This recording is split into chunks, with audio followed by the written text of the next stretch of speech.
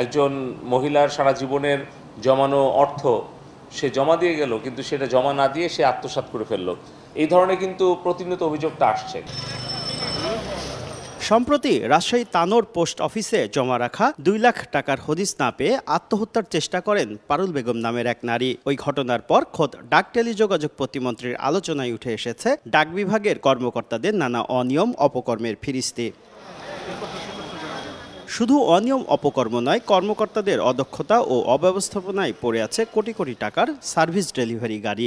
ডাক বিভাগের থাকা মোট 462টি গাড়ির মধ্যে 135টি অচল। এসব গাড়ি 7 দিনের মধ্যে ঠিক করে কাজে লাগাতে না পারলে বেসরকারি প্রতিষ্ঠানের হাতে ছেড়ে দেওয়া হবে। এছাড়া কাজে লাগানো যায়নি স্মার্ট সার্ভিস পয়েন্ট, এমনকি সারা দেশে থাকা মূল্যবান জমিও। এতে বছরে 700 কোটি টাকা লোকসান গুনছে ডাক বিভাগ। এ অবস্থায় ডাক বিভাগের গাড়ি, সার্ভিস পয়েন্ট, অব্যবহৃত জমি বেসরকারি খাতে ছেড়ে দেওয়ার ঘোষণা দিলেন জুনায়েদ আহমেদ পলক। বললেন, জুলাই থেকে শুরু হবে অ্যাকশন। নগদে 500 টাকা বা তার বেশি পেমেন্টে পেতে পারেন ঢাকায় জমিসহ 20 কোটি টাকার পুরস্কার।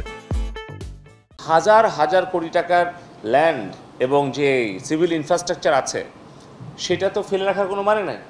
সরকারের টাকাও বিনিয়োগ করার দরকার নাই, বেসরকারি খাতে বিনিয়োগ করে সেখানে এই ব্যবসাটা করবে আমাদের সাথে, সেটার আর কি একটা রেভিনিউ শেয়ার করবে। শুধু সেবা বেসরকারীকরণ নয়, শুদ্ধি অভিযান চলবে কর্মকর্তাদের বিরুদ্ধেও। আসছে বাজেটে ডাক বিভাগের জন্য কোনো অর্থও চাইবেন না বলে জানান প্রতিমন্ত্রী।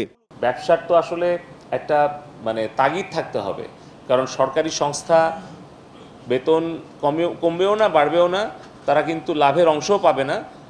এই কারণে কিন্তু অনেক সময় সরকারের সংস্থাগুলো লাভজনক হয় না।